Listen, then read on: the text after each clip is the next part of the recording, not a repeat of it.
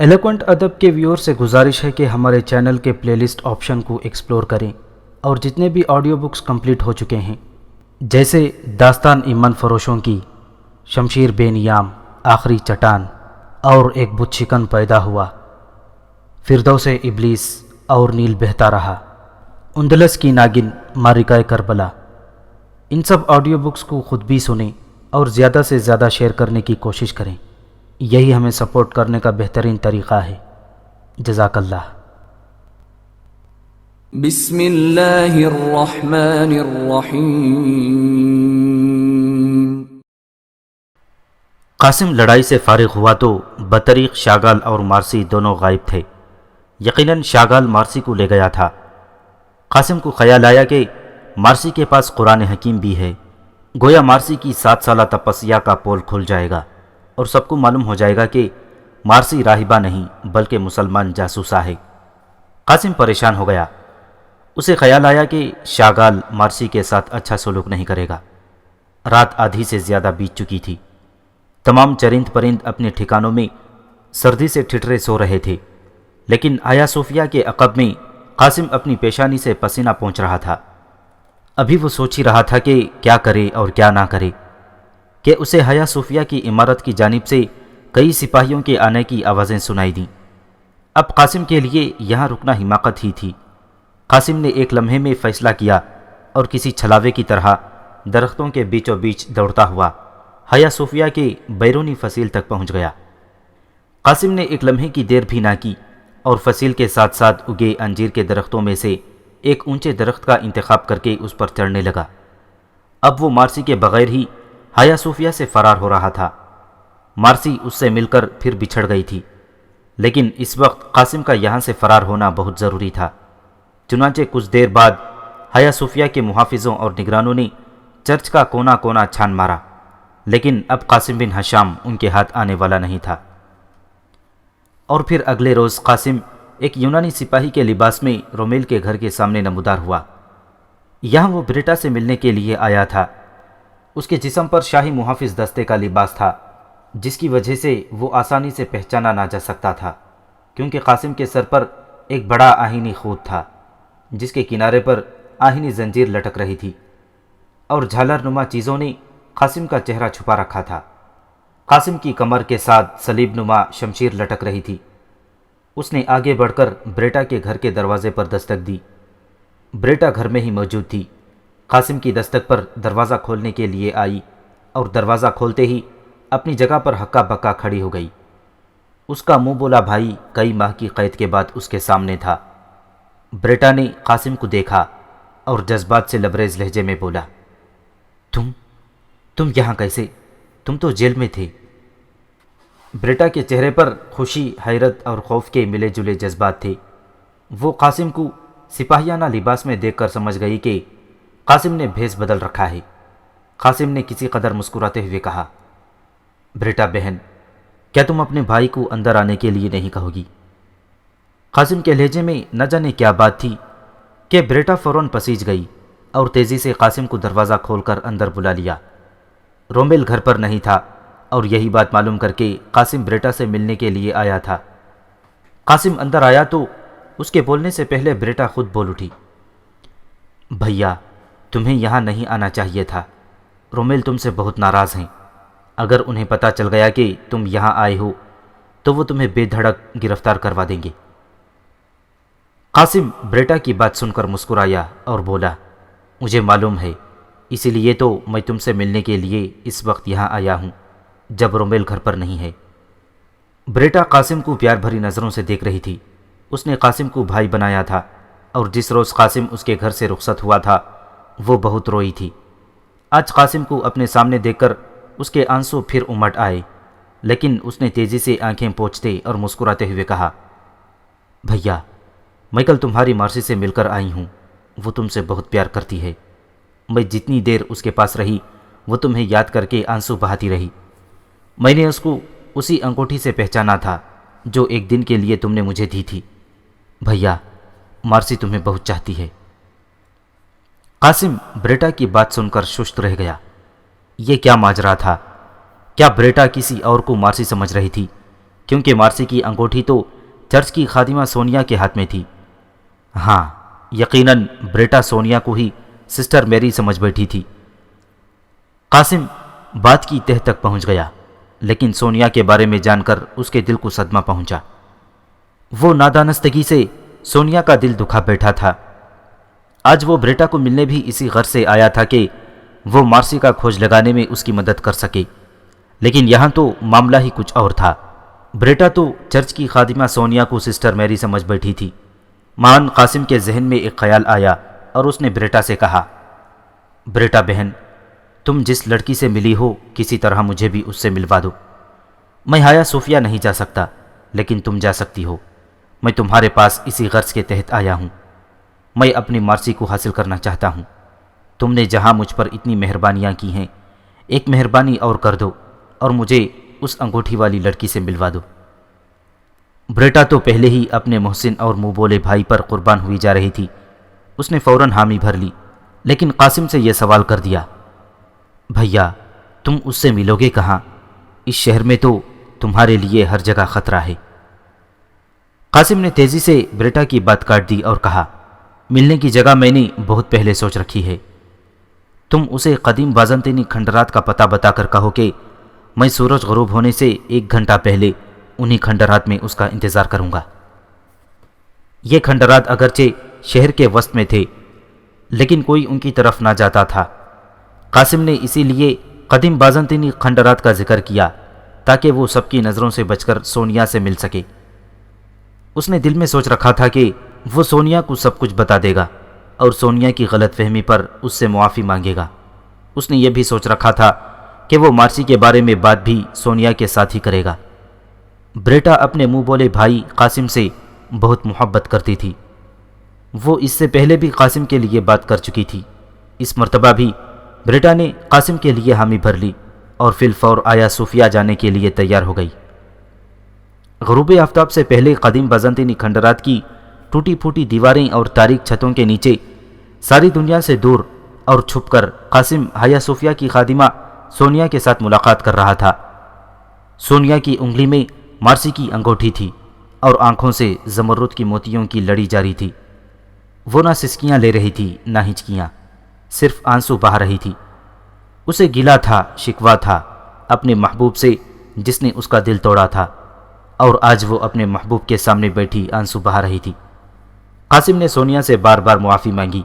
اس نے سونیا کو شروع سے آخر تک اپنی زندگی کی تمام داستان سنائی اور سونیا کے دونوں ہاتھ پکڑ کر اسے پوری تاکید کے ساتھ کہا، سونیا تمہیں یاد ہے میں نے تم سے کہا تھا کہ میں تم سے روحانی محبت کرتا ہوں، جسمانی محبت نہیں۔ تم مجھے بہت عزیز ہو، میرے دل میں تمہارے لیے بہت جگہ ہے۔ میں تمہیں اپنے ساتھ لیے بغیر قسطن دنیا سے نہیں جاؤں گا، لیکن میں تم سے شادی نہیں کر سکتا۔ ہو سکے تو مجھے معاف کر دینا۔ سونیا کو تو سب باتیں پہلے سے معلوم ہو چکی تھیں۔ وہ بریٹا کی زبانی حقیقت جان چکی تھی۔ اس نے جس قدر رونا تھا اب تک رو لیا تھا۔ آج تو وہ خوش تھی کہ اس کا محبوب جسے وہ دیوانہ وار چاہتی تھی اس کے سامنے بیٹھا تھا۔ سونیا نے مسکراتے ہوئے قاسم کی بات کا جواب دیا، میرے جسم و جان کے مالک، مجھے آپ سے کوئی گلہ نہیں۔ تقدیر نے ہی میرے حصے میں یہ درد اور غم لکھ دیے ہیں۔ آپ تو میرے محسن ہیں، میری زندگی بدل چکی ہے۔ اب میں کسی کی داشتہ نہیں۔ آپ کی محبت اور یہ انگوٹھی ہی اب میری زندگی کے سہارے ہیں۔ میں آپ کا انتظار کروں گی۔ آپ جب بھی مجھے لینے کے لیے آئیں گے اپنا منتظر پائیں گے۔ سونیا کی باتوں سے قاسم کے دل کو دھکا سا لگا، لیکن وہ کیا کر سکتا تھا؟ آنسو پی کر رہ گیا۔ سونیا کے ساتھ قاسم کی ملاقات خاصی طویل رہی۔ قاسم سے سونیا کو سسٹر میری کے اغوا کا علم ہوا تو وہ حیران رہ گئی اور اس نے فوراً کہا کہ مارسی کا کھوج چرچ کے خادم ڈیوڈ سے مل سکتا ہے۔ ڈیوڈ جو شاگال کے ساتھ اکثر لگا رہتا تھا یقیناً مارسی کے بارے میں کچھ نہ کچھ بتا سکے گا۔ قاسم نے ڈیوڈ کے بارے میں سوچ کر کچھ فیصلہ کیا اور پھر سونیا سے کہا، میں آج رات ایک بار پھر حیا صوفیہ میں داخل ہونا چاہتا ہوں۔ آج میں ڈیوڈ سے ملنے کے لیے وہاں آؤں گا۔ مجھے بوڑھے بطریق اعظم کے کمرے کی تلاشی بھی لینی ہے۔ سونیا کیا تم اس سلسلے میں میری مدد کر سکتی ہو؟ بوڑھے بطریق اعظم کے کمرے کی تلاشی؟ لیکن کیوں؟ مجھے ایک نقشے کی تلاش ہے، مقدس نقشے کی۔ مقدس نقشہ؟ لیکن وہ تو بطریق کے پاس نہیں، وہ تو کسی اور کے پاس ہے۔ مقدس نقشے کے بارے میں آپ کو صرف میں بتا سکتی ہوں، بطریق اعظم کچھ نہیں بتا سکتا۔ قاسم کی توقع کے بالکل برعکس سونیا جیسی معمولی خادمہ کے منہ سے مقدس نقشے کا ذکر سن کر قاسم کے دیدے پھٹنے لگے۔ کیا تم جانتی ہو مقدس نقشے کے بارے میں؟ لیکن کیسے؟ اتنی اہم چیز کے بارے میں تم کیسے جانتی ہو؟ سونیا مسکرا رہی تھی، اس کے چہرے پر دکھ اور حسرت کو صاف دیکھا جا سکتا تھا۔ سونیا نے ٹوٹے ہوئے لہجے میں کہا، مالک، میں سب اہم باتیں جانتی ہوں، مجھ سے زیادہ اہم باتیں کوئی نہیں بتا سکتا، کیونکہ میں سب اہم لوگوں کے بستروں پر راتیں گزار چکی ہوں۔ آپ کی ملاقات سے پہلے میری ہر رات کسی بطریق یا حکومتی افسر کے بستر پر ہوتی تھی۔ اسی طرح کی ایک رات جب میں نے اپنے باپ جیسے سپہ سالار نوٹاراس کے پاس گزاری تو اس نے مجھے مقدس نقشے کے بارے میں سب کچھ بتا دیا۔ وہ بہت شراب پیتا ہے۔ اس نے نشے کی حالت میں مجھے بتایا کہ سلطنت بازنطینی کا مقدس نقشہ اسی نے شاہی محل سے کسی طرح اڑایا ہے۔ سپہ سالار نوٹاراس قسطنطین کا مخالف ہے۔ اس نے مقدس نقشہ چوری کروا کے آرتھوڈوکس کلیسا کے قدیم روحانی پیشوا مقدس بیتلےموس کے سپرد کر دیا ہے۔ مقدس بیتلےموس تارک الدنیا ہو چکے ہیں اور گزشتہ 20 سال سے برج غلاطہ کی 8ویں منزل پر تجرد کی زندگی گزار رہے ہیں۔ سپہ سالار نوٹاراس مقدس بیتلےموس کو آرتھوڈوکس کلیسا کا محافظ سمجھتا ہے اور قسطنطین کو اپنے فرقے کا دشمن۔ یہی وجہ ہے کہ اس نے مقدس نقشہ شاہی محل سے اڑا کر برج غلاطہ پر مقدس بیتلےموس کے حوالے کر دیا ہے، اور دنیا میں یہ بات سپہ سالار نوٹاراس اور مقدس بیتلےموس کے علاوہ صرف آپ کی اس خادمہ کو معلوم ہے۔ لیکن میں نے یہ پوچھنے میں کوئی دلچسپی نہ لی تھی کہ مقدس نقشہ در حقیقت ہے کیا چیز۔ سونیا نے تفصیل کے ساتھ مقدس نقشے کے بارے میں بتایا تو قاسم حیرت سے ساکت و جامد رہ گیا۔ اس کے دل میں خوشی کے لڈو پھوٹ رہے تھے اور وہ سوچ رہا تھا کہ چرچ کی معمولی خادمہ سونیا اس کے لیے کتنی غیر معمولی اور اہم ثابت ہوئی۔ اب اسے شاگال کی بات یاد آئی۔ شاگال نے کہا تھا کہ مقدس نقشہ سپہ سالار نوٹاراس نے چوری کیا ہے۔ شاگال کو شک تھا کہ سپہ سالار سے وہ نقشہ قاسم نے حاصل کر لیا ہوگا۔ قاسم کا جی چاہا کہ وہ اٹھ کر سونیا کے ان خوبصورت ہونٹوں پر بوسا دے جنہوں نے قاسم کی بہت بڑی مشکل آسان کر دی تھی۔ وہ کتنا خوش نصیب تھا کہ شاگال سے بھی پہلے اس نے مقدس نقشے کے بارے میں معلومات حاصل کر لی تھی، اور اب وہ سوچ رہا تھا کہ آج آنے والی ایک ہی رات میں وہ ڈیوڈ اور مقدس بیتلےموس دونوں سے ملاقات کر لے۔ قاسم نے سورج غروب ہونے کے بعد سونیا کو رخصت کیا اور خود قدیم بازنطینی کھنڈرات سے نکل کر قسطنطنیہ شہر کے بازار میں پیدل چلنے لگا۔ اس کے بدن پر ابھی تک یونانی سپاہی کا لباس تھا اور وہ بے پرواہانہ انداز میں چل رہا تھا۔ اب اسے اپنے آئندہ مشن کے لیے تیاری کرنا تھی، چنانچہ وہ سیدھا قسطنطنیہ کے ایک قدیم محلے کی جانب بڑھتا چلا گیا۔ قسطنطنیہ کے اس محلے میں شیخ صلاح الدین کا گھر تھا، اور شیخ صلاح الدین جو عرب تاجر کی حیثیت سے محمد اول کے زمانے سے قسطنطنیہ میں مقیم تھا، اندرون خانہ عثمانی سلطنت کا خیرخواہ اور مخبر تھا۔ اس سے پہلے بھی قاسم وقتاً فوقتاً شیخ صلاح الدین سے چھوٹے چھوٹے کام لیتا رہا تھا۔ قاسم شیخ صلاح الدین کے مہمان خانے میں بیٹھا اس کا انتظار کر رہا تھا۔ شیخ صلاح الدین داخل ہوا، اس نے قاسم کو دیکھا اور پرتپاک انداز میں قاسم سے ملاقات کی۔ اس نے قاسم کو نئے مشن کے لیے ضروری سامان فراہم کیا اور یہ بھی بتایا کہ اس کے نام سلطان محمد خان کا ایک پیغام ہے۔ پیغام؟ قاسم نے انتہائی حیرت سے سوال کیا۔ ہاں، وہ پیغام کئی روز پہلے مجھ تک پہنچا تھا، لیکن میں آپ کا سراغ کہیں نہ پا سکا تھا۔ سلطان کا پیغام یہ ہے کہ آپ کو جو ہی موقع ملے سلطان محمد خان کی خدمت میں حاضر ہوں۔ بس اتنا سا پیغام ہے؟ ہاں، صرف اتنا سا پیغام ہے، اور اب آپ زیادہ دیر مت کریں کیونکہ شہر بھر کی پولیس آپ کو ڈھونڈنے پر لگی ہوئی ہے۔ قاسم شیخ صلاح الدین کے گھر سے جلدی نکل آیا اور اپنے آئندہ منصوبہ پر عمل کرنے کے لیے اندیکھی راہوں پر چل دیا۔ حیا صوفیہ کے خادم ڈیوڈ کے خراٹے اس کے کمرے میں گونج رہے تھے۔ قاسم نے اپنی تلوار کی نوک اس کے سینے پر چبھوئی تو وہ اٹھ کر بیٹھ گیا۔ ابھی رات کا پہلا پہر ہی تھا کہ قاسم ڈیوڈ کے سر پر سوار ہو چکا تھا۔ ڈیوڈ نے قاسم کو دیکھا تو چلانے کی کوشش کی، لیکن اس کی آواز گلے میں پھنس گئی۔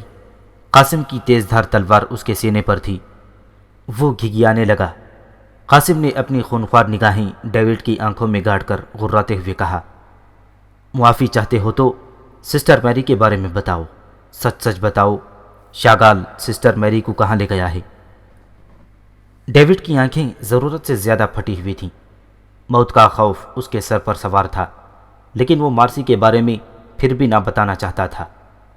ڈیوڈ شاگال کا خاص آدمی تھا اور اتنی آسانی سے قاسم کے ہاتھ آنے والا نہیں تھا۔ قاسم نے ڈیوڈ کے سینے پر تلوار کی نوک کا دباؤ بڑھاتے ہوئے دوبارہ پوچھا، بتاؤ، ورنہ ایسی موت ماروں گا کہ نہ جی سکو گے اور نہ مر سکو گے۔ ڈیوڈ خوف سے کانپ رہا تھا، لیکن چپ تھا۔ اس کا رنگ فخر اور آنکھوں کی دیدے اوپر چڑھتے جا رہے تھے۔ قاسم نے ایک لمحے میں فیصلہ کیا اور پھر اگلے لمحے اس کی شمشیر بجلی کی طرح ہوا میں چمکی اور ڈیوڈ کا بایاں کان اس کے سر سے الگ ہو گیا۔ ڈیوڈ کا کان کٹ کر دور جا گرا تھا اور تلوار پھر اپنی جگہ ڈیوڈ کے سینے پر آ چکی تھی۔ اس سے پہلے کہ ڈیوڈ چیختا، قاسم کا بایاں ہاتھ اس کے جبڑوں کو جکڑ چکا تھا۔ قاسم کے سر پر خون سوار تھا اور اس کی آنکھوں میں ڈیوڈ کی موت صاف پڑھی جا سکتی تھی۔ اب قاسم نے کسی خونخوار بھیڑیے کی طرح غراتے ہوئے کہا، جلدی بتاؤ، شاگال سسٹر میری کو کہاں لے گیا ہے، ورنہ ایک ایک کر کے تمہارے تمام اعضائے بدن کاٹ ڈالوں گا۔ قاسم نے ڈیوڈ کے منہ سے ہاتھ ہٹایا۔ اب ڈیوڈ کی تمام ہمت جواب دے چکی تھی۔ اس نے دونوں ہاتھ جوڑتے ہوئے قاسم سے زندگی کی بھیک مانگی۔ خدا کے لیے مجھے کچھ مت کہو، میں تمہیں بتاتا ہوں کہ بطریق شاگال سسٹر میری کو کہاں لے گیا ہے۔ بطریق شاگال سسٹر میری کو کالے جہاز پر لے گیا ہے۔ ہاں، وہ جہاز کالا ہے، اس کی ساری لکڑی کالی ہے۔ یہ بطریق شاگال کا اپنا بحری جہاز ہے۔ بطریق شاگال کا جہاز زیادہ دور نہیں ہوگا۔ در دانیال کے پانی میں یا بحر مارمورا کے اسی ساحل پر لنگر انداز ہوگا۔ بطریق شاگال کے سپاہی بہت خطرناک ہیں، وہ مجھے جان سے مار دیں گے۔ اوہو، میں نے تمہیں راز بتا کر اپنی موت خرید لی ہے۔ ڈیوڈ موت کے ڈر سے عجیب عجیب باتیں کرنے لگا تھا۔ قاسم کو ڈیوڈ کی بات پر یقین نہ آیا تو اس نے سانپ کی طرح پھنکارتے ہوئے کہا، تم جھوٹ بکتے ہو، یہ جہاز والی بات جھوٹی ہے۔ نہیں نہیں، خداوند یسوع مسیح کی قسم، میں سچ کہہ رہا ہوں۔ ہائے میرا کیا ہوگا، میرے لیے تو ہر طرف موت ہے۔ ڈیوڈ بری طرح ڈر رہا تھا۔ قاسم نے سوچا کہ کیوں نہ ڈیوڈ کو اس تکلیف دہ زندگی سے آزادی دے دے۔ چنانچہ قاسم کی تلوار ایک بار پھر سائقہ کی طرح گون دی اور ڈیوڈ کا سر اس کے تن سے الگ ہو گیا۔ اب قاسم کے لیے مزید یہاں رکنا غیر ضروری تھا، چنانچہ اس نے اپنی تلوار نیام میں ڈالی اور ڈیوڈ کے کمرے کا دروازہ کھول کر دھیرے سے باہر نکل آیا۔ آج وہ حیا صوفیہ میں کسی چھلاوے کی طرح داخل ہوا تھا۔ ڈیوڈ کے کمرے سے نکل کر وہ دیوار کے ساتھ ساتھ چلتے ہوئے عقبی زینے تک پہنچا، لیکن یہاں پہنچ کر وہ رک گیا۔ سونیا اس کے سامنے کھڑی تھی۔ آج قاسم حیا صوفیہ سونیا سے ملنے کے لیے نہیں آیا تھا، وہ تو آج ڈیوڈ پر قہر بن کر ٹوٹا تھا۔ اس کے پاس وقت کی کمی تھی، وہ ایک رات میں برج غلاطہ کا کام بھی نمٹانا چاہتا تھا۔ سونیا کو دیکھ کر وہ ٹھٹک گیا اور تیزی سے بولا، سونیا، میں نے ڈیوڈ کو اس دنیا کی تکلیف دہ زندگی سے نجات دے دی ہے، لیکن تم اس وقت یہاں کیوں آئی ہو؟ میرے ساتھ اگر کسی نے تمہیں دیکھ لیا تو تمہارے لیے بہت بڑی مشکل کھڑی ہو سکتی ہے۔ لیکن سونیا پر قاسم کی بات کا کچھ اثر نہ ہوا، وہ اپنی جگہ پر کھڑی رہی۔ قاسم آگے بڑھا اور سونیا کے بالکل نزدیک پہنچ کر قاسم نے سونیا کی آنکھوں میں جھانکتے ہوئے انتہائی نرم لہجے میں کہا، سونیا، میں نے تم سے وعدہ کیا ہے نا کہ میں آؤں گا۔ تم اپنے خداوند سے میرے لیے دعا کرنا کہ مجھے اپنے مقصد میں کامیابی ملے۔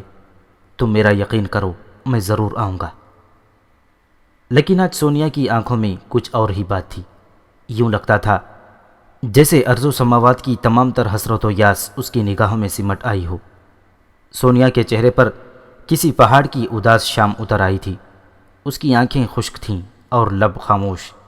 وہ دیر تک قاسم کی آنکھوں میں آنکھیں ڈال کر نہ جانے کیا دیکھتی رہی، اور پھر ایک دم راستے سے ہٹتے ہوئے انتہائی سنجیدہ لہجے میں قاسم سے کہا، آپ جائیے، آپ کو دیر ہو رہی ہے، میں آپ کا انتظار کروں گی۔ آپ جب بھی آئیں گے میری ان حسرت ناک نگاہوں کو اپنا منتظر پائیں گے۔ میں بھی چلتی ہوں، شاید مجھے بھی دیر ہو رہی ہے۔ سونیا کے لہجے میں نہ جانے کیا بات تھی کہ قاسم کو اپنا دل بیٹھتا ہوا محسوس ہوا، لیکن قاسم کے پاس حقیقی معنوں میں وقت کم تھا۔ وہ سونیا کے اندھوناک حالت پر غور کرنے کے لیے مزید یہاں نہ رک سکتا تھا۔ چنانچہ قاسم نے سونیا کے کندھے پر ہلکی سی تھپکی دی اور کسی چھلاوے کی طرح زینے سے اترتا چلا گیا۔ اب قاسم کو مارسی کا پتہ تو ہو چکا تھا، لیکن وہ محسوس کر رہا تھا کہ مارسی ایک بار پھر اس سے دور چلی گئی ہے۔ شاگال کا کالا جہاز کہاں تھا؟ کسی بحری جہاز کو سمندر میں ڈھونڈنا کوئی آسان کام نہ تھا۔ ادھر سلطان محمد خان کا پیغام قاسم کو مل چکا تھا، اور قاسم مارسی سے زیادہ اپنے عظیم مقصد کو ترجیح دیتا تھا۔ چنانچہ قاسم نے فیصلہ کیا کہ وہ مقدس نقشہ حاصل کرتے ہی سب سے پہلے سلطان محمد خان کی خدمت میں حاضر ہوگا۔ اب قاسم شہر سے باہر جانے کے لیے تیزی کے ساتھ گولڈن ہارن کی سمت میں واقع فصیلے شہر کے دروازے کی جانب بڑھ رہا تھا۔ قاسم کے پاس شیخ صلاح الدین کا مہیا کیا ہوا گھوڑا تھا، اور بدن پر ابھی تک قسطنطینوی فوج کے یونانی سپاہی کا لباس تھا، لیکن وہ ذہنی طور پر آج ہر صورت میں آخری حد تک جانے کا فیصلہ کر چکا تھا۔ اسے سلطان محمد خان کے پاس پہنچنے کی جلدی تھی۔ وہ رات کی تاریکی میں قسطنطنیہ شہر کو تیزی کے ساتھ عبور کرتا ہوا فصیل کے دروازے تک جا پہنچا۔ فصیل کا دروازہ بند تھا۔ دروازے کی اندرونی طرف یونانی سپاہیوں کا ایک بہت بڑا دستہ موجود تھا۔ زیادہ تر فوجی ٹولیوں کی صورت میں آگ کے الاؤ جلائے بیٹھے گپے ہانک رہے تھے۔ اس عظیم الجثہ دروازے کی عمارت میں بنے دفاتر بند تھے، البتہ پہرے دار دستے کا سپہ سالار دروازے کے نزدیک ہی ایک میز اور کرسی پر بیٹھا اکیلا شراب پی رہا تھا۔ قاسم جو ہی دروازے کی برآمدہ نما عمارت کے احاطے میں داخل ہوا، اس کے گھوڑے کی ٹاپوں کی آواز سن کر تمام سپاہی چونک گئے۔ سپہ سالار بھی شراب کی بوتل ایک طرف رک کر اٹھ کھڑا ہوا۔ یوں آدھی رات کے وقت کسی شہ سوار سپاہی کا جنگ کے ان ایام میں اس طرف آنا اگرچہ معمولی بات تھی، لیکن پھر بھی پہرے دار دستے کے سپاہیوں کا چونکنا قاسم کا دل دہلا دینے کے لیے کافی تھا۔ پہرے دار دستے کا سالار قاسم کو دیکھتے ہی آگے بڑھا اور قاسم کے کچھ کہنے سے پہلے ہی بول اٹھا، آپ کے لباس کو دیکھ کر لگتا ہے کہ آپ محافظ شاہی دستے کے سپاہی ہیں، لیکن اس وقت آپ کا یہاں آنا ہمارے لیے حیرت کا باعث ہے۔ قاسم نے پہلے ہی یہی سوچ رکھا تھا کہ وہ خود کو شاہی دستے کا سپاہی ظاہر کرے گا۔ اس کا لباس اور آہنی خود بھی شاہی دستے کے سواروں جیسا تھا، لیکن اب تو پہرے دار دستے کے سالار نے خود ہی قاسم کی مشکل آسان کر دی تھی۔ قاسم نے جواب دیا، ہاں میں شاہی دستے کا سپاہی ہوں، اور شہنشاہ معظم کا ایک اہم پیغام لے کر برج غلاطہ کی 8ویں منزل پر مقیم مقدس بیت الموس کی خدمت میں جا رہا ہوں۔ قاسم نے جان بوجھ کر اپنے لہجے میں کرختگی کا عنصر نمایاں رکھا، کیونکہ شاہی دستے کے سوار عموماً اسی لہجے میں بات کرتے تھے۔ پہرے دار دستے کا سالار قاسم کی بات سن کر شش و پنج میں مبتلا ہو گیا۔ اسے حکم دیا گیا تھا کہ غروب آفتاب سے طلوع آفتاب تک کسی بھی شخص کو شہر میں داخل نہ ہونے دیا جائے، اور نہ ہی شہر سے باہر جانے دیا جائے، چاہے کوئی کتنا بڑا افسر ہی کیوں نہ ہو۔ لیکن اب شاہی دستے کا ایک عام سا سپاہی سالار سے دروازہ کھولنے کی بات کر رہا تھا۔ اس نے جھجکتے جھجکتے قاسم سے کہا، دیکھیے جناب، ہم صبح سے پہلے کسی شخص کے لیے دروازہ کھولنے کے مجاز نہیں۔ صبح ہونے میں 2-3 گھنٹے ہی باقی ہیں، آپ کچھ دیر ہمارے ساتھ رک جائیے، طلوع آفتاب کے بعد ہم آپ کے لیے ذیلی کھڑکی کھول دیں گے۔ قاسم کو اسی بات کی توقع تھی۔ اس نے فوراً اپنی جیب سے ایک تہیہ کیا ہوا کاغذ نکالا، جو دراصل ایک جعلی شاہی اجازت نامہ تھا۔ قاسم اس قسم کے کاموں میں بہت ماہر تھا۔ اس نے شیخ صلاح الدین کے ساتھ مل کر اپنے مشن کے لیے ضروری ساز و سامان کا بندوبست پہلے ہی کر رکھا تھا۔ چنانچہ اس نے قسطنطین کی مہر لگا اجازت نامہ پہرے دار دستے کے سالار کو دکھایا تو سالار بری طرح گھبرا گیا، کیونکہ بڑے بڑے افسر بھی عموماً اس طرح کا اجازت نامہ لے کر نہ چلتے تھے۔ دستہ سالار نے فوراً سپاہیوں کو ذیلی کھڑکی کھولنے کا حکم دیا اور خود ایک طرف ہٹ گیا۔ قاسم نے شاہی اجازت نامہ طے کر کے جیب میں رکھا اور گھوڑے پر بیٹھے بیٹھے ہی سر کو قدرے نیچے کی طرف جھکاتے ہوئے ذیلی کھڑکی سے پار ہو گیا۔ اب وہ قسطنطنیہ سے باہر تھا۔ طویل قامت برج غلاثہ اس کے سامنے تھا۔ اس کی 10ویں منزل پر بہت زیادہ مشعلیں روشن رہنے کی وجہ سے سمندر میں سینکڑوں میل دور تک جہازوں کو رہنمائی دی جاتی تھی۔ برج غلاثہ قسطنطنیہ کا ایک قدیم ٹاور تھا۔ یہ 507 عیسوی میں رومی حکومت نے لائٹ ہاؤس کے طور پر تعمیر کیا تھا۔ برج غلاثہ کے آس پاس موجود آبادی کو غلاثہ کی بستی کا نام دیا جاتا تھا۔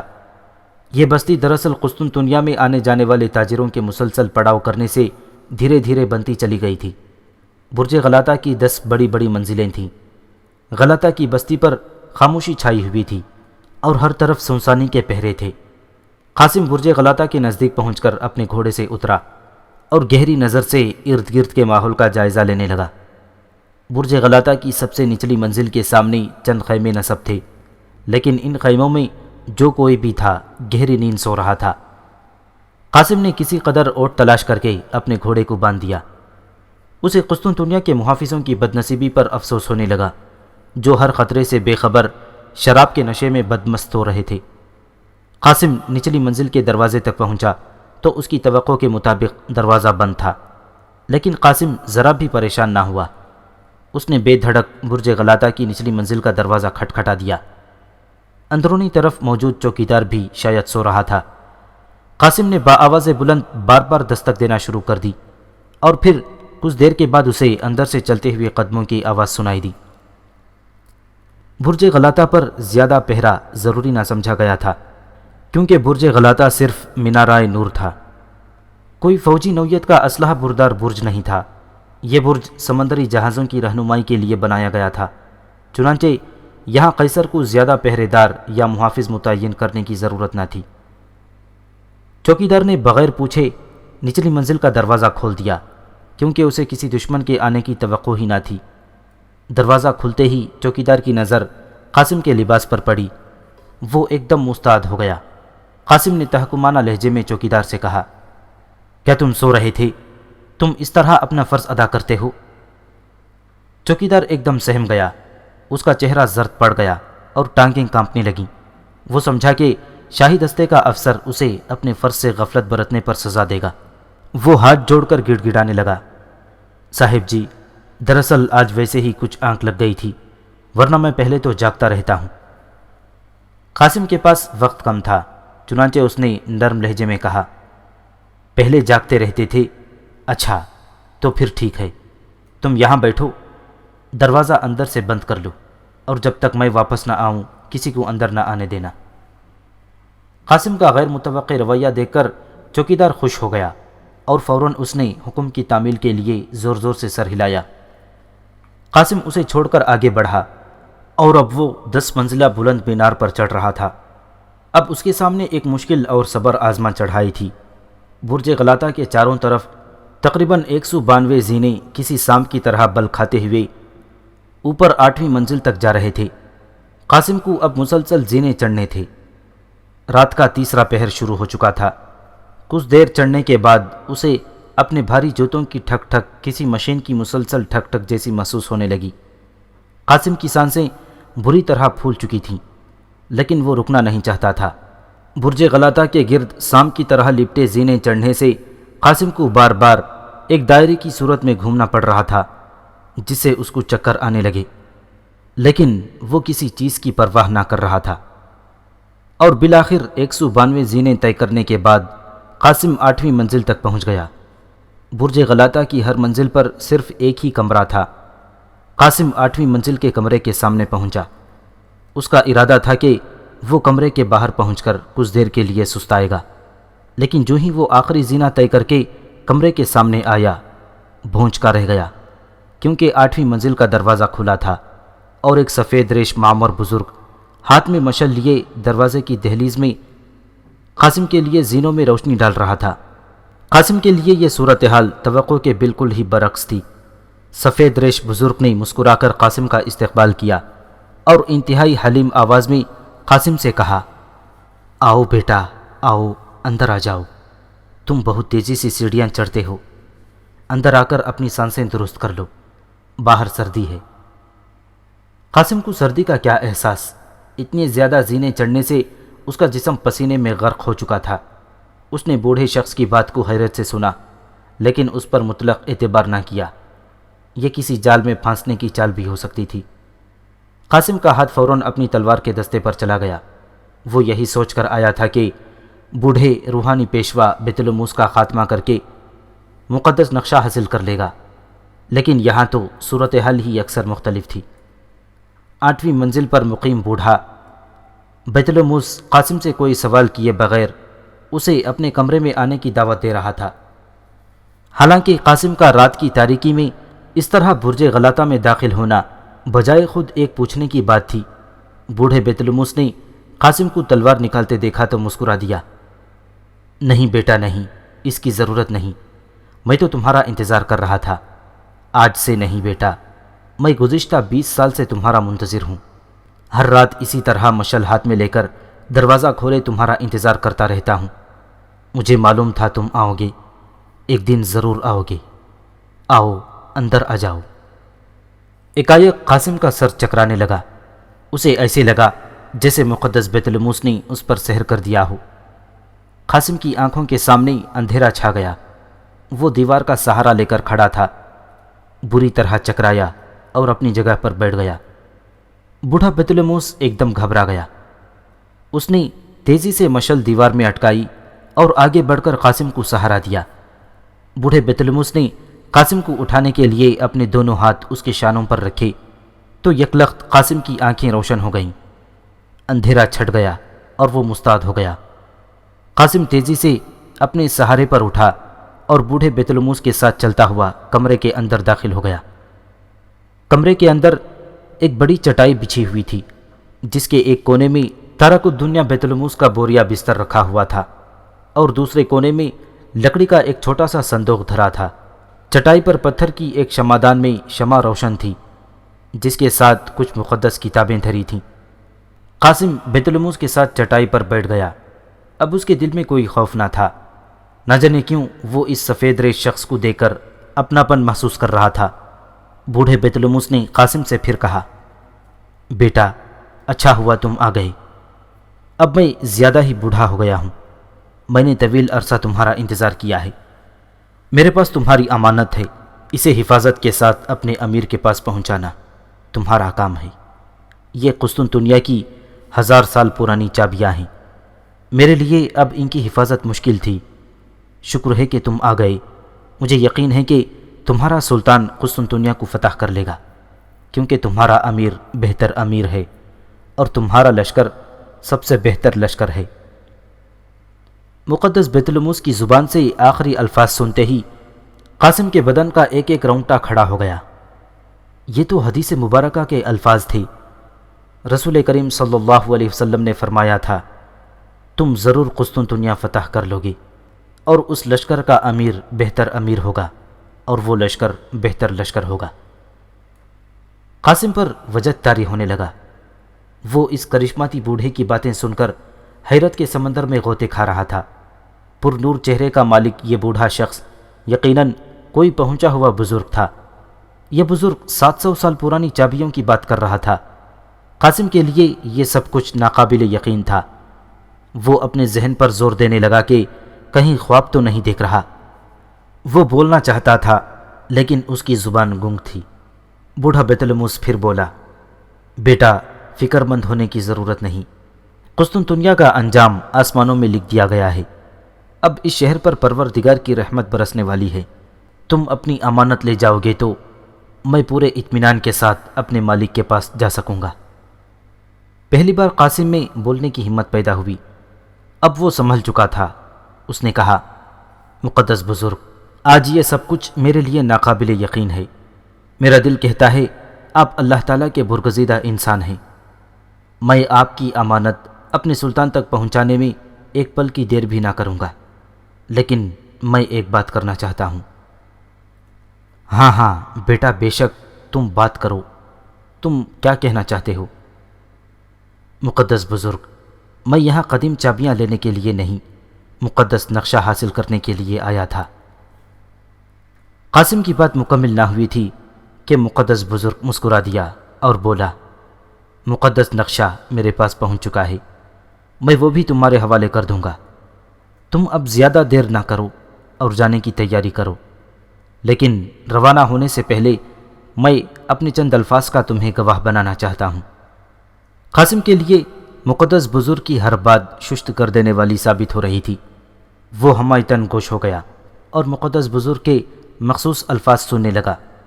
مقدس بیت الموس کہہ رہا تھا، اے میرے پروردگار، میں گواہی دیتا ہوں کہ میں تیرے سوا کسی اور کو اللہ نہیں سمجھتا، اور محمد الرسول اللہ صلی اللہ علیہ وسلم کو تیرا بندہ اور رسول سمجھتا ہوں۔ قاسم کی آنکھیں حیرت سے پھٹی جا رہی تھیں۔ مقدس بیت الموس ایک طرح سے کلمہ شہادت پڑھ رہا تھا، یہ اس کے مسلمان ہونے کا ثبوت تھا۔ مقدس بزرگ گواہی کے الفاظ مکمل کرنے کے بعد منہ ہی منہ میں کچھ بڑبڑانے لگا۔ اس کا چہرہ قبلہ رخ تھا اور آنکھیں بند تھیں۔ کئی لمحات گزر گئے۔ قاسم اپنی جگہ پر بیٹھا اسے دیکھتا رہا، اور پھر کافی دیر کے بعد مقدس بیت الموس نے آنکھیں کھولیں اور قاسم کو دیکھ کر مسکرا دیا۔ قاسم نے کچھ کہنا چاہا، لیکن مقدس بیت الموس نے اسے ہونٹوں پر انگلی رکھ کر اشارے سے منع کر دیا اور پھر اپنی جگہ سے اٹھا۔ بیت الموس نے لکڑی کا صندوق کھول کر اس میں سے ایک بھاری بھرکم پوٹلی نکالی اور قاسم کی طرف بڑھاتے ہوئے کہا، یہ قسطنطنیہ کی چابیاں ہیں۔ گزشتہ 850 سال سے یہ چابیاں ایک حجازی عرب نوجوان کے انتظار میں اس صندوق کے اندر رکھی ہیں۔ انہیں قیصر روم ہرقل نے اپنی موت سے پہلے اس صندوق میں منتقل کیا تھا۔ اس بات سے سب بے خبر ہیں، یہاں تک کہ قسطنطنیہ کا کوئی شہنشاہ ان کا راز نہیں پا سکا۔ ان میں فصیل شہر کی قدیم تہخانوں کے علاوہ شاہی محل کے گمنام تہخانوں کی چابیاں بھی ہیں۔ ان مقامات پر قدیم روما کے دیو مالائی خزانے رکھے ہیں، جن کے اصل مالک تم اور تمہارا اصل لشکر ہے۔ قاسم گمسم مقدس بیت الموس کی ایک ایک بات سن رہا تھا۔ قیصر روم ہرقل کا ذکر سن کر وہ چونکا۔ یہ روم کا وہی شہنشاہ تھا جسے رسول کریم صلی اللہ علیہ وسلم نے ایک مکتوب مبارک ارسال فرمایا تھا۔ ہرقل نے ایران کے شہنشاہ کسریٰ خسرو پرویز کے مقابلے میں رسالت مآب صلی اللہ علیہ وسلم کے مکتوب اور ایلچی کا احترام کیا تھا، جبکہ خسرو پرویز ناہنجہار نے خبث باطن کا ثبوت دیا اور رسالت مآب صلی اللہ علیہ وسلم کا مکتوب مبارک بے دردی سے چاک کر دیا تھا۔ بوڑھا بیت الموس اس وقت ہرقل کی بات کر رہا تھا۔ قاسم وجد کے عالم میں مقدس بیت الموس کی باتیں سن رہا تھا۔ مقدس بیت الموس نے قاسم کو شیر کی کھال پر بنا مقدس نقشہ بھی دے دیا۔ یہ نقشہ قدیم فصیل شہر کے مضبوط قلعوں اور خشکی کے راستے پر بنی 3 قدیم فصیلوں کا نقشہ تھا۔ اس نقشے میں ان برجوں اور دروازوں کی نشاندہی کی گئی تھی جو 1000 سال پرانے تھے۔ قدیم فصیل جو اب باہر سے پتھر کی بنی ہوئی دکھائی دیتی تھی، بعض جگہوں سے ابھی تک 1000 سال پرانی تھی اور اندر سے کچی مٹی سے بنی ہوئی تھی۔ نقشے میں سینٹ رومانس کا دروازہ اور اس کے برج بھی دکھائے گئے تھے۔ اس دروازے کے ایک برج کی عمر بھی 500 سال سے زیادہ تھی۔ شہنشاہ قسطنطین نے اگرچہ فصیل کی مرمت کا کام خاصا تسلی بخش کر لیا تھا، لیکن بہت سی جگہیں ایسی تھیں جن کے خستہ ہونے کی اسے خبر نہ تھی، اور یہ وہی جگہیں تھیں جو باہر سے بھاری پتھروں لیکن اندر سے بھربھری مٹی کی بنی ہوئی تھیں۔ خشکی کی جانب جہاں سینٹ رومانس کا دروازہ تھا، شہر کی فصیل صرف ایک نہ تھی، بلکہ ایک بعد دیگرے 3 فصیلیں مختلف فاصلوں پر واقع تھیں۔ اندر کی 2 فصیلیں بہت موٹی تھیں اور ان میں 170 فٹ کے فاصلے سے مضبوط برج بنے ہوئے تھے۔ ہر 2 فصیلوں کے درمیان 60 فٹ کا فاصلہ تھا۔ باہر کی جانب دوسری اور تیسری فصیل کے بیچوں بیچ 60 فٹ چوڑی ایک خندق تھی اور اس خندق کی گہرائی پورے 100 فٹ تھی۔ اس قدر گہری خندق کو عبور کرنا کسی عام فاتح کے بس کا کام نہ تھا۔ یہ تینوں فصیلیں 900 سال پہلے شہنشاہ تھیوڈوسیس ثانی نے تعمیر کروائی تھیں، اور اب تک 21 محاصروں میں قسطنطنیہ کو دشمن کے قدموں سے محفوظ رکھ چکی تھیں۔ پورے قسطنطنیہ کے گرد مکمل فصیل کا قطع دائرہ 14 میل سے زیادہ لمبا تھا۔ مقدس نقشے میں قدیم بازنطینی زبان استعمال کی گئی تھی، لہٰذا بوڑھے بیطلموس نے قاسم کو مقدس نقشہ تفصیل کے ساتھ سمجھا دیا۔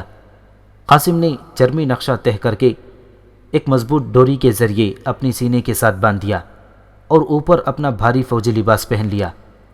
خزانے کی چابیوں والی پوٹلی، جسے مقدس بیطلموس نے قسطنطنیہ کی چابیاں قرار دیا تھا، قاسم نے اپنے لباس کے اندر کمر کے ساتھ مضبوطی سے باندھ لی۔ اب قاسم جانے کے لیے تیار تھا۔ بوڑھے بیطلموس نے اسے انتہائی شفقت بھری دعاؤں کے ساتھ رخصت کیا۔ قاسم تیزی سے غلطہ کے مینار کی سیڑھیاں اترنے لگا۔ جس وقت قاسم برج غلطہ کی سب سے نچلی منزل سے باہر آیا تو وہ دیکھ کر حیران رہ گیا کہ سپیدہ سحر نمودار ہو رہا ہے۔ قاسم کا گھوڑا قاسم کو دیکھ کر ہنہنانے لگا۔ یہ صبح کا وقت تھا اور پرندے بیدار ہو چکے تھے۔ اب قاسم کی منزل سلطانی لشکر تھا اور قاسم کے راستے کی کوئی رکاوٹ نہ تھی۔